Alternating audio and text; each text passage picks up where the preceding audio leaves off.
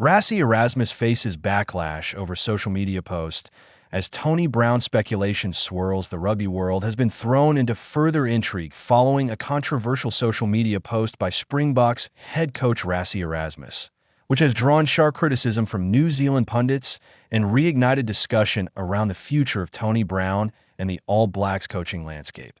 Erasmus, the architect of South Africa's recent international resurgence, attempted to put speculation surrounding Brown's potential move to New Zealand to rest. This comes amid the growing narrative that Jamie Joseph is the frontrunner to replace Scott Robertson as head coach of the All Blacks, prompting conjecture that Brown could reunite with his former coaching ally at the Highlanders and in Japan.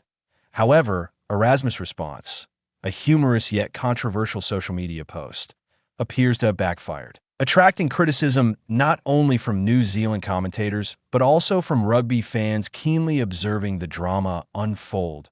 The social media post that sparked controversy in a lighthearted attempt to quell rumors.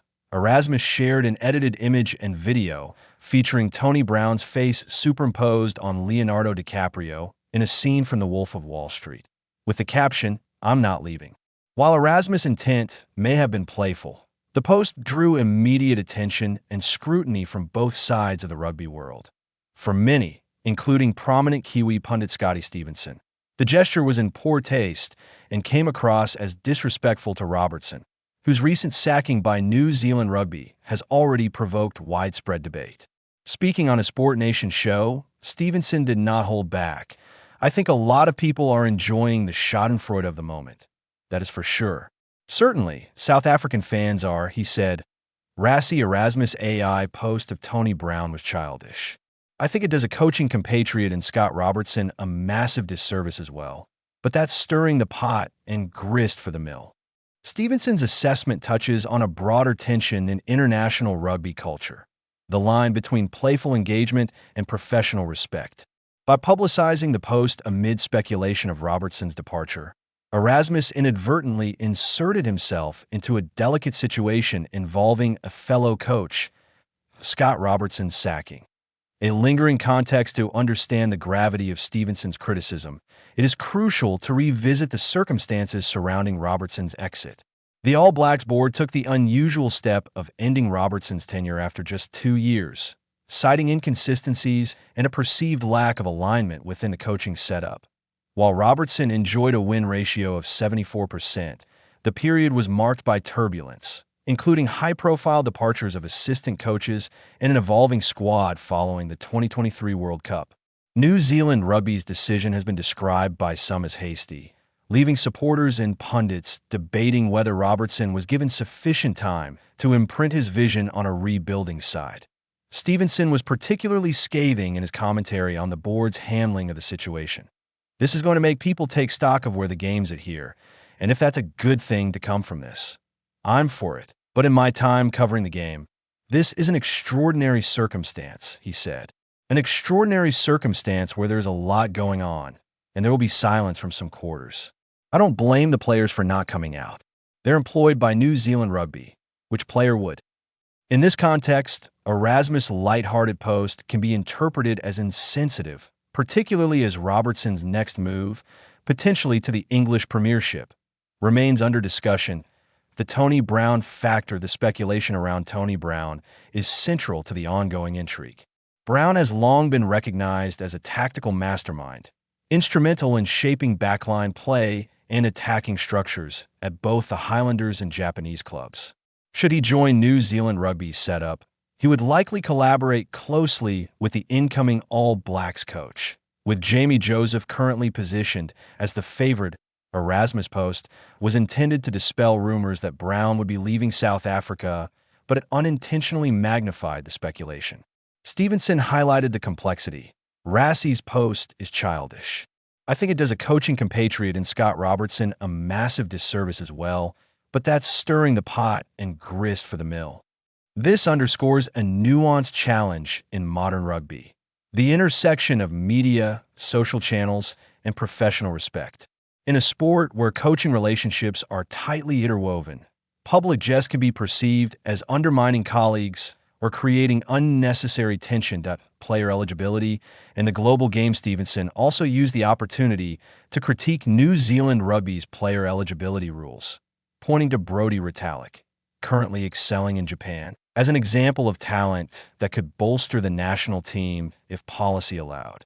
I think if you had to ask me what 2024-25 seasons were about, it was creating 50 All Blacks. He said, "We've talked about this time after time, and the world talks about it, South Africa's depth.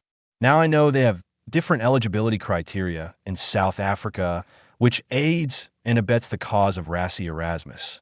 Again, you could look at reasons, but the fact is Brodie Retallick scoring 4 tries in a game for a Japanese club at the moment.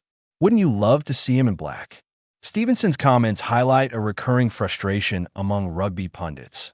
New Zealand has a vast talent pool playing abroad, but restrictive policies limit national selection. Meanwhile, South Africa leverages eligibility rules to access players overseas, enhancing squad depth and flexibility. We've got players who, through New Zealand Rugby's own rules and stipulations, can't play for their national side. Please correct me if I'm wrong, but are you saying you still wouldn't have Retallick in your All Black lineup? I would, he added. This contrast further fuels debate around strategic squad planning and raises questions about whether New Zealand Rugby is fully utilizing the resources at its disposal. South Africa's strategic edge. The discussion inevitably turns to South Africa, whose selection policies allow greater inclusion of overseas-based players.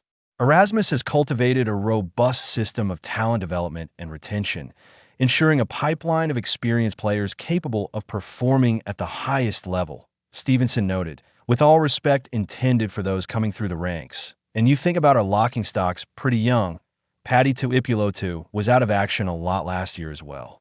The irony for me is that you think about some of those Springboks who are limping their way to the next Rugby World Cup. Some of them are going to be very long in the tooth, and they're not going to be the weapons they once were. This observation draws a stark comparison. While New Zealand navigates policy restrictions and rebuilding challenges, South Africa can flexibly integrate experienced players abroad, maintaining competitive depth even as core veterans age. That implications for the All Blacks. Rassie Erasmus' social media activity and Tony Brown speculation illustrate broader challenges for New Zealand Rugby. The All Blacks are at a critical juncture, balancing succession planning, coaching appointments, and player availability. Robertson's departure, combined with the potential influence of Brown, highlights how interconnected coaching, player policy, and international perception have become. The All Blacks now face the dual challenge of maintaining on-field dominance while adapting to modern professional dynamics, including social media scrutiny, cross-border coaching networks, and evolving talent pipelines. The role of media and commentary. Stevenson's criticism also speaks to the responsibility of coaches, pundits, and administrators in shaping public discourse. While Erasmus' intent was likely humorous, it underscores how social media can amplify narratives, particularly when they touch on professional respect and employment transitions. I think a lot of people are enjoying the schadenfreude of the moment. That is for sure. Certainly, South African fans are, Stevenson said. Rassie Erasmus' AI post of Tony Brown was childish. I think it does a coaching compatriot in Scott Robertson a massive disservice as well. But that's stirring the pot and grist for the mill.